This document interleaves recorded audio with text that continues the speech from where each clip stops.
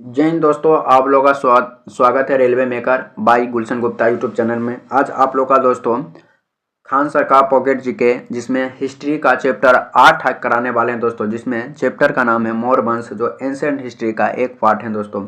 एक ही वीडियो में 3 part complete होगा दोस्तों। एक सीट पक्का तभी होगा जब वीडियो लास्ट तक देखिएगा, और साथ ही साथ 100 रिवीजन भी हो जाएगा दोस्तों। देखिए वीडियो स्टार्ट करते हैं। वीडियो दोस्तों बहुत लंबा होगा, कहाँ है कि 40 से 45 मिनट से कम नहीं होगा, कहा मोर वंश बहुत बड़ा चैप्टर है दोस्तों। एक ही वीडियो में कंप्लीट सॉल्यूशन कराएंगे। हर चैप्टर का एक ही वीडियो में हम करा रहे हैं दोस्तों। थ्योरी एग्जाम से पहले जरूर आप लोग कोई भी एग्जाम हो एक बार जरूर देख कर जाएगा दोस्तों, थ्योरी कवर हो जाएगा। मोर वंश के बारे में जानकारी कई स्रोत हैं। एवं पुरातात्विक स्रोत हैं, जूनागढ़ अभिलेख, सहगोरी अभिलेख, अशोक का अभिलेख, भवन स्तूप एवं गुफा मुद्रा एवं मृतभंड एवं कालीपौली शिवालय। विदेशी यात्री का विवरण भी इंडिका पुस्तक, मेगास्थनीज, आस्टिन एवं जास्टिन, साहित्यिक क्षेत्र पुराण, अलसात, राजतरंगिणी, मुद्रा राक्षस, विशाखादत्त, ज्ञान बौद्ध, जैनेन्द्र और सारिता सागर कल्पसूत्र से मिला है। अब देखिए दोस्तों, चंद्रगुप्त मौर्य 322 से 298 ईसा पूर्व। प्राचीन भारत का राजवंश जिसने 137 वर्ष तक भारत में राज्य किया। प्राचीन भारत में राजवंश जिसने 137 वर्ष भारत में राज्य किया। इसकी स्थापना का श्रेय चंद्रगुप्त मौर्य और उसके प्रधानमंत्री चाणक्य जिसे कौटिल्य को दिया जाता है, जिन्होंने नंद वंश का राजा घनानंद को पराजित किया। जिसने नंद वंश का राजा घनानंद को क्या किया? पराजित किया दोस्तों। चंद्रगुप्त मौर्य के गुरु और प्रधानमंत्री चाणक्य थे दोस्तों। चंद्रगुप्त मौर्य के गुरु और प्रधानमंत्री कौन थे? चाणक्य थे। इन्होंने अपनी राजधानी पाटलिपुत्र को बनाया। 322 ईसा पूर्व में चंद्रगुप्त गद्दी पर बैठा दोस्तों। 322 ईसा पूर्व में चंद्रगुप्त गद्दी पर बैठा। इसकी माता का नाम मोरा था। इसका संस्कृत में अर्थ मौर्य होता है। इसीलिए इस वंश का नाम मौर्य वंश पड़ा है। इनकी शिक्षा तक्षशिला में हुई थी। इनकी शिक्षा कहाँ? तक्षशिला में हुई थी दोस्तों। मौर्य काल में शिक्षा का सबसे प्रसिद्ध केंद्र तक्षशिला था दोस्तों। तक्षशिला था। विशाखादत्त ने चंद्रगुप्त मौर्य के लिए विसल या निम्न जाति शब्द का प्रयोग किया है। चंद्रगुप्त मौर्य का साम्राज्य उत्तर में कश्मीर से लेकर दक्षिण में कर्नाटक या मैसूर तक तथा उत्तर पश्चिम में ईरान से फारस से लेकर पूरब से बंगाल तक फैला था दोस्तों। चंद्रगुप्त मौर्य जब मगध के शासक था तब यूनानी आक्रमणकारी सेल्यूकस निकेटर 305 ईसा पूर्व में आक्रमण कर दिया। 305 में आक्रमण, किंतु चंद्रगुप्त मौर्य ने उसे पराजित कर दिया। उसकी बेटी कौंडिल्य हेलेनी से विवाह कर लिया और दहेज में एरिया, हेरात, आरा, कोसिया, गंधार, जेडोसिया, बलुस्तान तथा पेपरी निसडारिया काबुल में ले लिया। मतलब हराकर सेल्यूकस निकेटर को चंद्रगुप्त को हरा दिया कौन? चंद्रगुप्त मौर्य, और उसकी बहन से शादी कर लिए दोस्तों, और साथ ही साथ दहेज में इतना स्थान लिए। इस बात का उल्लेख अपियानस नामक यूनान देता है। चंद्रगुप्त मौर्य भी सेल्यूकस निकेटर को 500 हाथी उपहार में दिया। 500 हाथी दिया उपहार में। प्राचीन इतिहास का प्रथम महान सम्राट चंद्रगुप्त मौर्य को कहा जाता है दोस्तों। सेल्यूकस निकेटर ने अपना एक राजदूत मेगास्थनीज को चंद्रगुप्त मौर्य के दरबार में भेजा था दोस्तों। इसके बाद सेल्यूकस निकेटर ने अपने राजदूत एक मेगास्थनीज को चंद्रगुप्त मौर्य के दरबार में भेज दिया। यूनानी लेखक पाटलिपुत्र को पोलीब्रोथो कहते हैं। विशाखादत्त की पुस्तक मुद्रा राक्षस में नंद वंश का पतन तथा मौर्य वंश का उदय की चर्चा है दोस्तों। इसके अनुसार चाणक्य का सहयोग से चंद्रगुप्त मौर्य ने घनानंद का अंत कर दिया और घनानंद की पुत्री दुरोधर से विवाह कर लिया। मतलब घनानंद के अंत करके दुरोधर से विवाह कर लिया।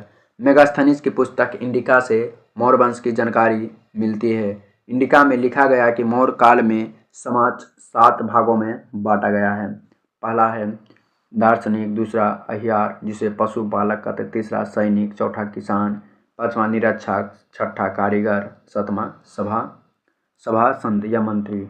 इनमें सर्वाधिक संख्या किसानों की थी तथा भारतीयों को लिखने की रुचि नहीं थी।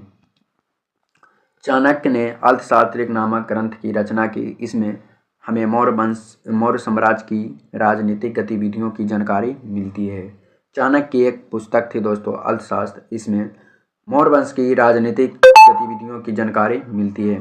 मौर्य वंश के बारे में सर्वाधिक जानकारी चाणक्य की पुस्तक अर्थशास्त्र में मिलती है, जो एक राजनीतिक एवं प्रशासनिक पुस्तक है। इस पुस्तक में 15 अधिग्रहण हैं, 15 लेसन हैं। इस पुस्तक में राजा का राज्य तत्व सिद्धांत की चर्चा है और कहा गया है कि एक मजबूत राजा को संप्रमुख सिद्धांत पालन करना होगा।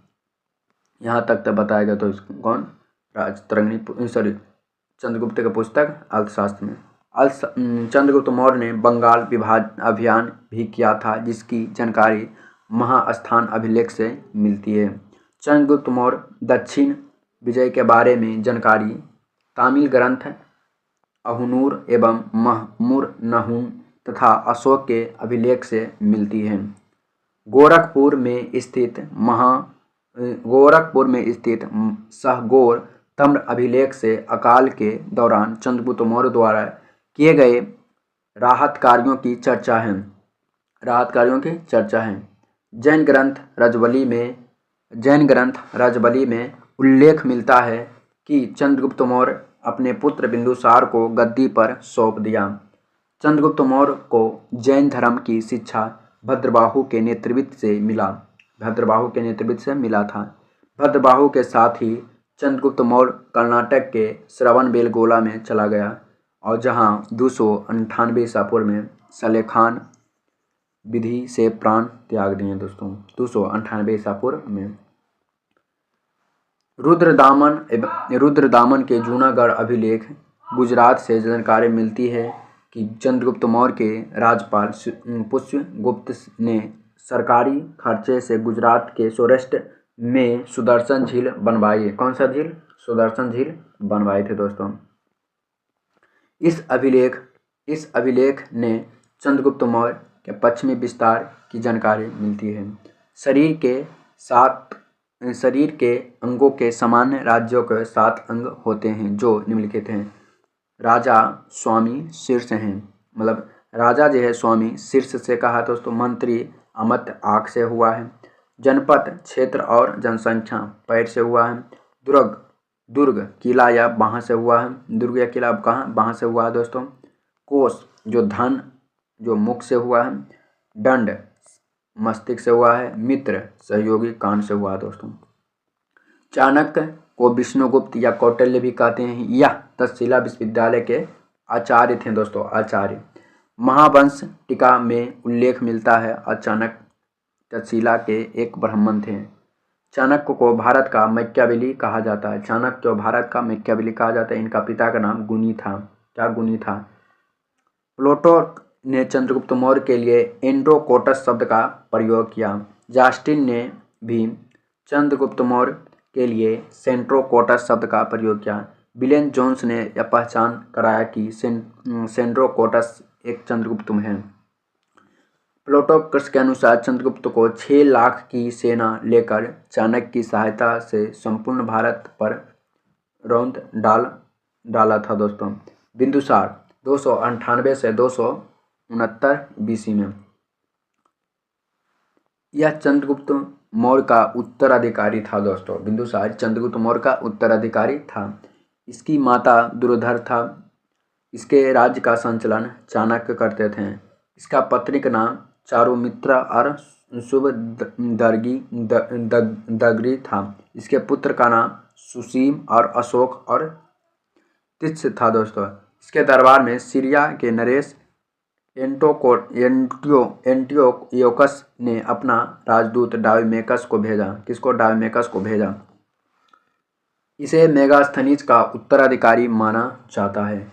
स्ट्रोबो के अनुसार बिंदुसार ने सीरिया के नरेश अंजीर, मीठा शराब तथा दार्शनिक मांगा था। कौन दोस्तों? बिंदुसार ने सीरिया के नरेश से मांगा था। वहाँ के राजा एंटियोकस प्रथम ने अंजीर तथा मीठा शराब दिया, किंतु दार्शनिक देने के दार्शनिक देने से मना कर दिया, क्योंकि सीरिया में दार्शनिक का व्यापार नहीं होता था। बिंदुसार के दरबार में मिस्र के राजा टोलमी द्वितीय ने अपना राजदूत डायोनो-सीसिया को भेज दिया। बिंदुसार के समय तक्षशिला में दो बार विद्रोह हुआ दोस्तों। उस समय तक्षशिला का राजकुमार बिंदुसार का बड़ा बेटा सुसीम था, जो इस विद्रोह को दबाने का असफल रहा। बिंदुसार ने अपने छोटे पुत्र अशोक, जो उस समय अवंती का राज्यपाल था, उस विद्रोह को दबाने के लिए तक्षशिला भेजा। अशोक ने क्रुस्त पूर्व विद्रोह को दबा दिया। बिंदुसार आजीवक संप्रदाय को मानने वाला था, जिसकी स्थापना मोखलीपुत्र कौशल ने किया। बिंदुसार को अमित्र घात या शत्रु विनाशक भी कहते हैं। वायु पुराण में इसे भद्रसार भी कहा जाता है। जैन धर्म में इसे जैन सिंह भी कहा जाता है। यह अपने शासनकाल में कई नए प्रदेश नहीं जीता। भारतीय इतिहास में इसके पिता का पुत्र और पुत्र का पिता का उपमा से जाना जाता है। पिता का पुत्र, पुत्र का पिता। सम्राट अशोक 269 से 225 BC। इसका जन्म 304 ईसा पूर्व पाटलिपुत्र में हुआ। इसके पिता का नाम बिंदुसार तथा माता का नाम सुभद्राई। जिस धर्म से जाना जाता था, बौद्ध धर्म के ग्रंथ के अनुसार अशोक ने राजा बनने के लिए 99 भाइयों को हत्या कराकर एक कुआं में डाल दिया था। वहाँ कुआं आज भी पटना के आगम कुआं के नाम स्थान पर स्थित है।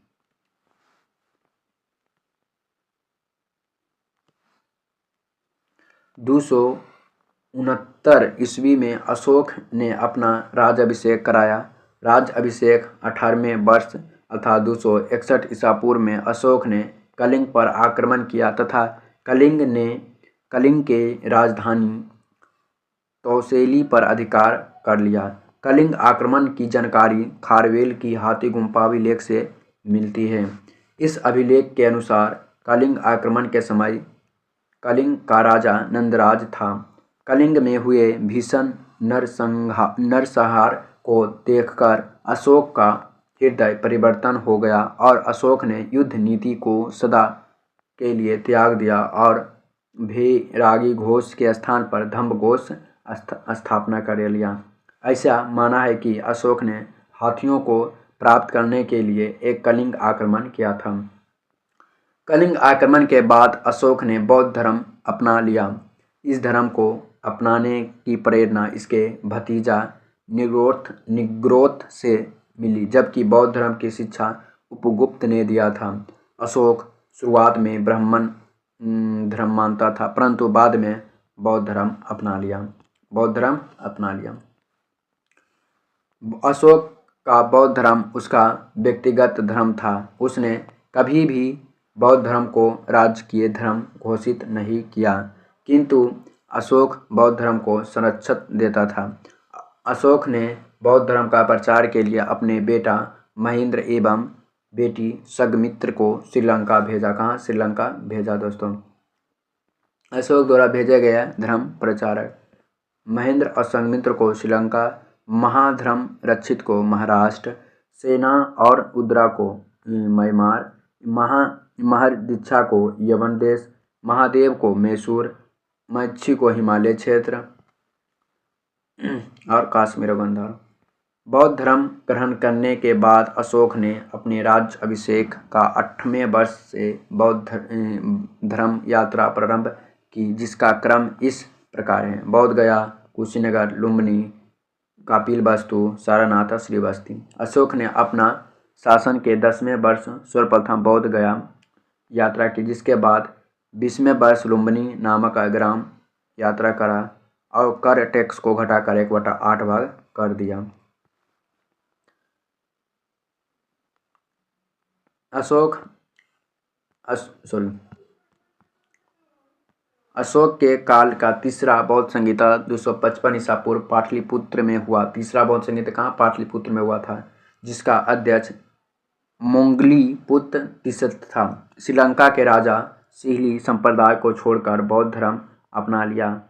अशोक धार्मिक रूप से शिवासुन था, जो अर्थात वह किसी भी धर्म के साथ साथ भेदभाव नहीं करता था। श्रीलंका का राजा अशोक के उपदेशों का पालन करते थे, किंतु श्रीलंका अशोक के अधीन नहीं था। अशोक के समय मुद्राओं सोना, स्वर्ण, चांदी का पर्सन एवं तांबे का कनी आदि होते थे। अशोक ने आजीवक संप्रदाय के लोगों को गया, जिसमें स्थिति में बराबरी 4 पहाड़ियों की गुफा में दान दिया। वो सुदामा, कर्ण, चोपड़ा और विश्व झोपड़ी। आजीवक के लिए नागार्जुन गुफा दशरथ द्वारा प्रदान किया गया था। इसका उत्तराधिकारी कुणाल था। अशोक के 5 पत्नियों आसंदी देवी करुआती, पद्मावती और नित्य राक्षसक थी, जिसमें अशोक पर सर्वाधिक प्रभाव कारोवाकी का था।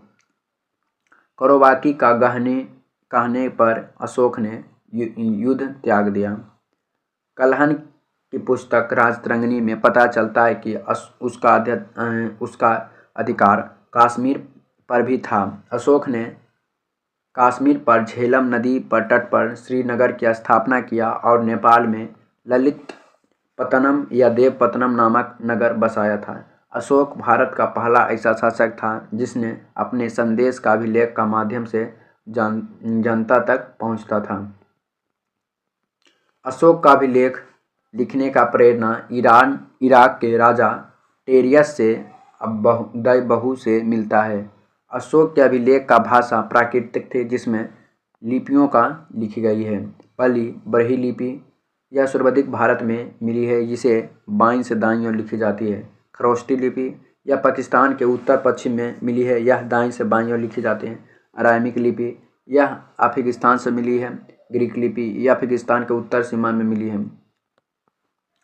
अशोक के शिलालेख में पहली बार टी पेंथोलेर 1750 ईस्वी में खोजी थी। अशोक की अभिलेख को पढ़ने और समझने के लिए पहली बार 1837 में जेम्स प्रिंसपे को मिला है। अशोक ने अपने अधिकार अभिलेखों को अपना नाम, देव नाम या प्रियदर्शी या देवताओं का पसंद लिखा है। मध्य प्रदेश में गुर्जर एवं कर्नाटक में मस्की, नेदर तथा उदनखोला अभिलेख में अशोक को स्पष्ट नाम अशोक मिला है। भद्र अभिलेख में अशोक के लिए मगध सम्राट नाम का प्रयोग किया है। अशोक की कोई भी साक्ष्य नहीं मिला है जिसमें यह पता चलता है कि यह क्षेत्र अशोक के सम्राट से बाहर था। अशोक 8400 स्तूप का निर्माण करवाया था। 84,000 स्तूप का निर्माण किया था। अशोक के शिलालेख को 3 भागों में बांटा गया है। एगो शिलालेख, स्तंभलेख एवं गुहालेख। इसमें वृद्ध शिलालेख या लघु शिलालेख के विभाजित करता है। स्तंभलेख या दीर्घ स्तंभलेख और लघु स्तंभलेख का विभाजित करता है। यह गुफाओं में लिखा गया लेख को गुहालेख कहते हैं। अशोक का चतुर्थ शिलालेख प्रथम से इसमें अहिंसा पर बल दिया और पशु बल पर रोक लगाया। यह सभी मनुष्य मेरे बच्चे हैं। द्वितीय शिलालेख में इसमें पशु चिकित्सक की चर्चा तथा दक्षिण भारतीय राज्य जैसे चेर, पांडव, श्रीलंका, केरल, सत्यपुत्र की चर्चा, किंतु चोल वंश की चर्चा नहीं है। तीसरा, इसमें अशोक ने 3 अधिकार, राजकु, युक्ति और प्रदेशक की चर्चा किया और जो धर्म के प्रचार के लिए थे। अशोक ने इस शिलालेख में राजकीय अधिकारियों को आदेश जारी किया और वे हर 5वें वर्ष दौरान पर जाएं। इसमें धर्म का संबंधित कुछ नियम निर्देश दिए। चौथे में इसमें भेरी घोष युद्ध के स्थान पर धम्म घोष का नीति चर्चा लाए। 5वां, इसमें धम्म महापात्र नामक अधिकारी की चर्चा जो धार्मिक जीवन को देख रेख करता। इसमें समाज और वर्ण की व्यवस्था उल्लेख है। 6वां, इसमें अशोक ने कहा कि मेरा अधिकारी जन कल्याण के लिए चाहे मुझसे मिल सकते हैं। इसमें आत्मा नियंत्रण संबंधित शिक्षा दी। 7वां, इसमें अशोक ने विभिन्न धर्मों को आपसी समन्वय की बात कही। यह सबसे बड़ा शिलालेख है। इसमें तीर्थयात्री की चर्चा है। 8वां, इसमें अशोक का धर्म यात्रा की चर्चा है, इसे राजाभिषेक का 8वें वर्ष में प्रारंभ होती है, जो बोध गया का भ्रमण का उल्लेख है। राजाभिषेक का 10वें वर्ष गया है और राजाभिषेक के 20वें वर्ष लुम्बिनी है। 9वां, इस अशोक ने छोटे छोटे त्योहारों पर प्रतिबंध लगा दिया। इस शिलालेख में सच्ची शिष्टाचार और सच्ची भेंट का उल्लेख हुआ। 10वां शिलालेख, इस धम्म का महत्व के बारे में चर्चा। इस सम्राट अशोक ने आदेश जारी किया और राजा तथा उच्च राज अधिकारी हमेशा ही प्रजा के हित के बारे में सोचता। इसमें धम्म नीति की व्याख्या की और चर्चा की। 11वां, अशोक ने कहा कि मेरे अधिकार ब्राह्मण को नहीं सताए। 12वां, इसमें स्त्रियों की स्थिति में सुधार के लिए स्त्री महापात्र नामक अधिकारी की चर्चा और हर प्रकार की विधि और सम्मान की बात कही। 13वां, इसमें कलिंग युद्ध की चर्चा तथा साथ ही सम्राट अशोक की हृदय परिवर्तन के बाद भी वर्णित है, साथ ही पड़ोसी राजाओं का संबंध में भी उल्लेख है। 14वां, अशोक ने कहा कि मैंने ऊपर लिखे गए शिलालेख के अतिरिक्त बहुत से काम किए हैं, उसमें नहीं लिखने गए हैं। इसके लिखने के लिए जिम्मेदार मैं नहीं हूँ। इसमें जनता का धार्मिक जीवन बिताने के लिए प्रेरित किया गया है। लिपि यह है दोस्तों, यह स्थान है, लिपि है या लिपि है, सम है दोस्तों। अगला, अशोक के स्तंभ लेख पर लघु अभिलेख। एक ब्रुहु अभिलेख। राजस्थान के ब्रुहु अभिलेख में अशोक ने खुद को मगध का सम्राट बताया। ब्रुहु अभिलेख में इसने बौद्ध धर्म को त्रिरत्न बौद्ध धर्म और संघ की चर्चा किया। अशोक ने 7 अभिलेख लघुलेख मिला है। एगो रुमानदेई अभिलेख जो नेपाल में, यह नेपाल के लुम्बिनी में है या अरमाइक लिपि में है।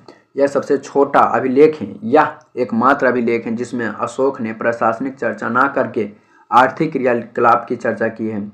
एक कौशाम्बिक अभिलेख यूपी में है। इसमें अशोक ने अपनी पत्नी कारुबाकी द्वारा गए दान की चर्चा तथा ईरानी का अभिलेख कहते हैं। अकबर के इस इलाहाबाद स्थापित कर दिया। टोपर अभिलेख जो हरियाणा, फिरोज शाह तुगलक ने इसी दिल्ली के तुगलकाबाद की स्थापना कराया।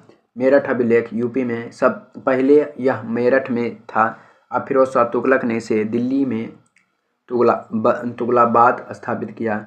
रामपुर अभिलेख, यह बिहार के चंपारण में है। इसकी खोज 1872 में करा गया था। लोरिया नंदनगढ़, यह बिहार के चंपारण में, बिहार के चंपारण में है। निगाली सागर स्तंभ जो नेपाल में, इस स्तंभ अभिलेख में पता चलता है कि अशोक ने अपने राज्याभिषेक में 12वें वर्ष में निगली सागर पर आया और यह कनक मुनि के स्तूप में वर्धमान किया। सार-ए-कुन अभिलेख, यह अफगानिस्तान के गंधार में मिला जो ग्रीक और अरमाइक भाषा में है। कलिंग अभिलेख के अशोक ने कहा कि संसार के सभी मानव मेरी संतान पुत्र हैं। मैं एक माँ की भांति उसके शारीरिक तथा पारलौकिक जीवन की कामना करता हूँ। अशोक ने कहा कि जिस प्रकार एक माँ अपने बच्चों को योगधाम को देकर निश्चित हो जाते हैं, उसी प्रकार मैं भी समाज के देख रेख में रजुक या नियुक्त किया हूँ। रजुक अच्छे व्यक्ति अपुरस्कृत कर सकते थे और गलत व्यक्तियों को दंडित कर सकते हैं। अशोक ने गुहा लेख की संख्या 3 है जो बिहार में गया के निकट बराबर की पहाड़ी की गुफा में स्थित है। यहाँ के 3 गुफा इसमें स्थित हैं। गुहा लेख के आजीवक के लिए दान की मिलता है। अशोक को अभिलेख लिखने के लिए पत्थर या उत्तर प्रदेश में चूनर से मिला है। अशोक का धम्म की यात्रा। अशोक के लोगों ने नैतिकता सिखाने के लिए नियम कानून सहित बनाई, उसे धम्म कहते हैं। अशोक का स्वयं नियंत्रण पर अधिकार। अशोक ने धम्म की परिभाषा राहुल वसुमित्र ने ली गई है। अपने आप नियंत्रित करना धम्म नीति का मूल सिद्धांत है। अशोक अपने दूसरे को 7वें स्तंभ लेख में धम्म के गुण जो सत्यवादिता, पवित्रता, सदुता, मृत्युदंत, दान और दया, कल्याण से बताया है। अशोक ने कहा कि व्यक्ति अपने माता पिता की आज्ञा माने, व्यक्ति ब्राह्मण और भिक्षुक का आदर करे, व्यक्ति दास और तथा सेवक के प्रति उदार रहें, व्यक्ति जियो और जीने दो का पालन करना चाहिए, जियो और जीने दो का पालन। मौर्यकालीन आर्थिक व्यवस्था। इस समय अर्थव्यवस्था का मुख्य आधार कृषि और पशुपालन तथा कारखाना था। सरकारी भूमि को सीता भूमि कहा जाता है, निजी भूमि को भाग कहा जाता है। बिना वर्षा के अच्छी खेती के लिए आदेव मृत्तिक कहा जाता है। इस समय भूमि का उत्पादन 1/6 के अनुसार, कौटिल्य के अनुसार 1/4, मेगास्थनीज के अनुसार लिया जाता था। बिक्री के मूल्य 10 में भाग होता था। भूमि के माप वाले कर को रज्जु कहा जाता है। बाली का एक प्रकार अतिरिक्त उपज करता था। चारागाह कर को वितीत कहा जाता है। अकाल के समय कोई कर नहीं लिया जाता है। मौर्यकालीन मुद्रा। मौर्यकालीन के राजकीय मुद्रा पन थी, जो चांदी का सिक्का हुआ करता था। इस काल में मुद्रा के रूप में आहत मुद्रा का प्रचलन रहा। मुद्रा का परीक्षण करने वाला अधिकारी रुद्र दर्शक कहा जाता था। इस समय चांदी के मुद्रा को कपरसन कहा जाता है। इस समय सोने के सिक्के को स्वर्ण या निशक कहा जाता था। तांबे के सिक्कों को इस समय मासक या कनन कहा जाता है। मौर्यकालीन संगठन, जिसे श्रेणी या शिल्पकार का संगठन था, निगम या व्यापारी का संगठन था, सर्ववाह या करवा का संगठन था। मौर्यकालीन सैन्य व्यवस्था। मौर्यकालीन सैन्य व्यवस्था बहुत ही विशाल थी। यह नंद वंश के 3 गुण अधिक थी। इस समय अस्थायी तथा अस्थायी 2 प्रकार के सैन्य रहते थे। युद्ध क्षेत्र में सेना को नेतृत्व करने वाला अधिकारी नायक होता था। कौटिल्य ने सेना के 3 प्रकार में बांटा गया है, एगो पुश्तैनी सेना, एगो भाटक सेना, एगो नगर पालिका सेना। जस्टिन ने कहा है कि मौर्य की सेना डाकुओं को एक निगोह या गिरोह होता था। प्रशासनिक व्यवस्था। मौर्यकालीन प्रशासन की एक केंद्रीय शासन था, जो राजाओं को सलाह देने के लिए एक मंत्री प्रसिद्ध होते थे। उच्च अधिकारियों को तीर्थ, महापात्र अथवा आमत्य कहा जाता है। इसकी संख्या 18 थी। जासूसों के लिए एक 4 शब्द का प्रयोग किया गया है। जैसे आमत्य को प्रधानमंत्री, पुरोहित, धर्म या दान विभाग की प्रधान, सेनापति सैन्य विभाग का प्रधान, युवा पुत्र राजपूत, वैदिक राज दरबार, अंतपुर का अध्यक्ष, आर्यों का संग्रह, यह सब होता था दोस्तों। मुख्यमंत्री या पुरोहित नियुक्ति के पहले इस चरित्र को जांच या परख जाता था, उसे उपद परीक्षण कहा जाता था। अशोक के समय प्रशासन की सबसे छोटी इकाई ग्राम थी। ग्राम का मुखिया ग्रामिक कहलाते हैं। प्रशासनिक अधिकारियों के अध्यक्ष कहा जाता है। इनकी संख्या 26 थी। 26। सीताध्यक्ष किस विभाग है?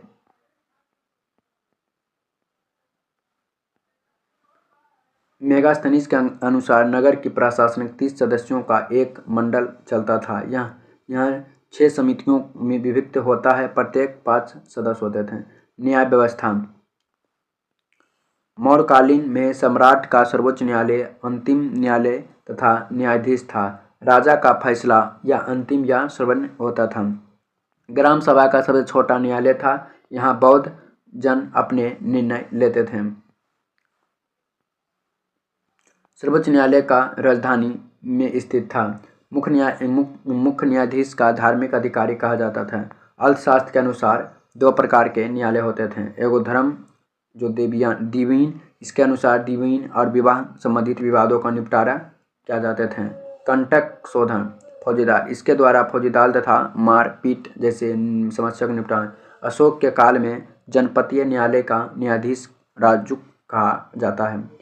गुप्तचर व्यवस्था। मौर्य काल में गुप्तचर विभाग का प्रधान महामत्य प्रशंस कहा जाता। अर्थशास्त्र में गुप्तचर के गूढ़ पुरुषुक तथा इसके प्रमुख अधिकारी सर्प महात्य कहा जाता था। संचार, इसमें व्यक्ति जगह जगह जाकर गुप्तचर करता था।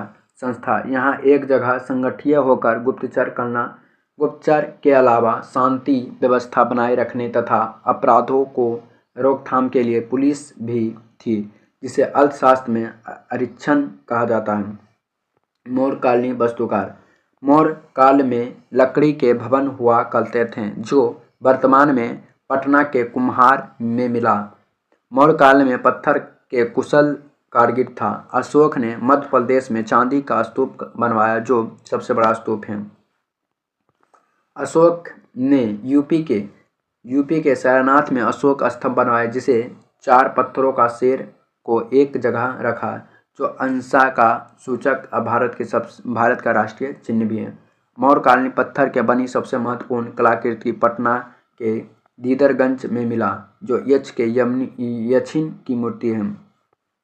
इसका मूर्ति यक्षिन के अशोक अभिलेख विभिन्न क्षेत्रों से मिला, किंतु पाटलिपुत्र में से एक भी अभिलेख नहीं मिला। स्तूप का संरचना, स्तूप एक अर्धवृत्ताकार संरचना है, जिसे अंडा कहा जाता है। अंडा के ऊपर एक धज्जे जैसी संरचना होती है, जिसे आर्मिक कहते हैं। आर्मिक एक मस्तूल निकलता था, जिसे यष्टि कहते हैं। यष्टि पर 3 छात्रियों लगी होती है। उपयुक्त संरचना के चारों तरफ घूमने के लिए प्रदक्षिणपथ होती है। यह संपूर्ण संरचना के चारों ओर एक देविकी होती थी, जहां तोरण द्वारा या प्रवेश द्वार बनाया जाता है। स्तूप के विभिन्न अंगों का निर्माण, जिसे यहाँ पर 200 छात्र, यहाँ पर आर्मिक, यहाँ पर अंडाकार होता था।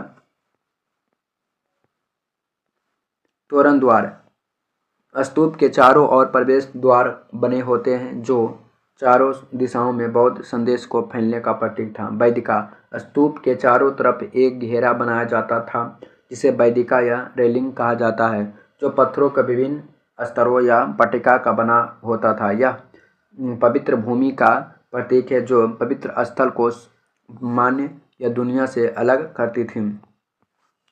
अंडा, यह शांति का प्रतीक था। आर्मिक, देवताओं का घर अथवा पवित्र का प्रतीक था। छात्र, बौद्ध का विचार या भिक्षुकों का प्रतीक था, जिसे सामाजिक जीवन।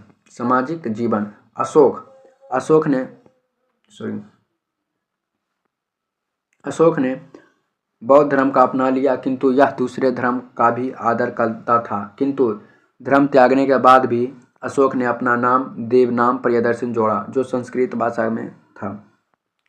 प्रविष्ट प्रबंध जैन धर्म में चंद्रगुप्त मौर्य ने जैन धर्म अपनाने का वर्णन किया।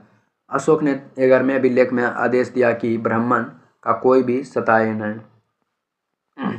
आजीवक संप्रदाय हैं, अभक्तियों को गया। 4 गुफा प्रदान थे। अशोक ने पशु बलि पर पूर्णतः प्रतिबंध लगा दिया। यज्ञ और कर्मकांड पर रोक लगा दिया, जिसके कारण ब्राह्मणों को आय बहुत कम गई।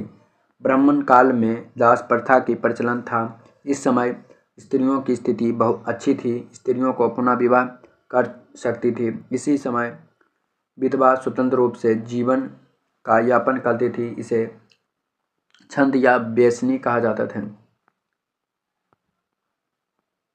स्वतंत्रता के रूप वैश्यवृत्ति करने वाली महिलाओं रूपा जीवा कहलाती। इस कार्यों में देखरेख गणिक अध्यक्ष करते थे। इस समय तलाक को मोक्ष कहा जाता था। इस समय इस वंश का प्रथम बार लोगों का जन्म और मृत्यु का पंजीयन किया करता था। इस काल में पाटलिपुत्र नगर की विश्व के नगरों की रानी कहा जाता था। इस काल में सड़क निर्माण अधिकारी को एग्रोनोइक माइक कहा जाता था। प्रशासनिक ढांचा, मौर्य काल में सबसे बड़ा पद राजा को होता था, उसके युवा राज होते थे। प्रांत का प्रशासन प्रजापति के पास था। विश्व मतलब जिला विश्वपति का नियंत्रित करते थे। 10वें गांव का छोटा मालिक या गोप होता था, जो प्रशासनिक की सबसे छोटी इकाई गांव करती थी, जो ग्रामीण मुखिया को नियंत्रित में रहती थी। इस समय न्यायाधीश के राजू कहा जाता था। मौर्य काल में प्रांतों की संख्या 4, लेकिन अशोक के 5 थे। कलिंग थे दोस्तों, अवंती राष्ट्र उत्तरपद और पारासी, ये 5 गो थे। इस समय प्रांतों का चक्र कहकर संबोधित किया जाते थे। प्रांतों का प्रशासनिक कुमार को आर्यपुत्र अथवा श्रेष्ठ राष्ट्र कहा जाता था। प्रांतों का विभाजन समय विषयों में होते थे, विषयों को अधीन होता था। अशोक का उत्तराधिकारी 232 में बीसी में पाटलिपुत्र में अशोक का मृत्यु हो गई। इसके बाद मगध की गद्दी पर अशोक का पुत्र कुणाल बैठा। अशोक का पुत्र दशरथ ने 8 वर्षों तक शासन किया।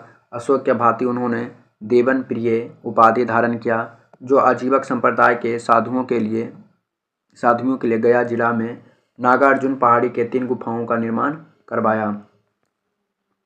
अशोक ने कोई भी उत्तराधिकारी योग्य नहीं था। मौर्य वंश का अंतिम शासक बृहदत्त था। यह एक कमजोर या अयोग्य शासक था। इसके शासनकाल में कलिंग और नरेश खारवेल में कलिंग को मगध से स्वतंत्र करा दिया। बृहदत्त का सेनापति पुष्यमित्र शुंग था, जिसने सेना का निरीक्षण के दौरान बृहदत्त की हत्या कर दिया और मौर्य वंश की स्थापना पर शुंग वंश की स्थापना कर दिया। अगला पॉइंट है दोस्तों, मौर्य वंश के पतन के कारण अशोक की नीति त्याग देना। अशोक ने बौद्ध धर्म के प्रति अत्यधिक झुकाव होना। अशोक ने बौद्ध भिक्षु को इतना दान दिया कि आर्थिक संकट उत्पन्न हो गई। पतन का सबसे बड़ा कारण अशोक का उत्तराधिकारी अयोग्य होना था। साथ ही साथ विभिन्न अधिकारी भ्रष्टाचार अलोप हो गया। मौर्य काल में वर्ष का शुरुआत आषाढ़ जुलाई महीना में हुई थी। दोस्तों वीडियो अच्छा लगा तो चैनल को सब्सक्राइब, वीडियो को शेयर करें। दोस्तों आप लोग का दिन शुभ हो। देखिए दोस्तों अगला चैप्टर होगा ब्राह्मण साम्राज्य, जो 8वां 9वां चैप्टर होगा दोस्तों हिस्ट्री में। आप लोग का दिन शुभ हो।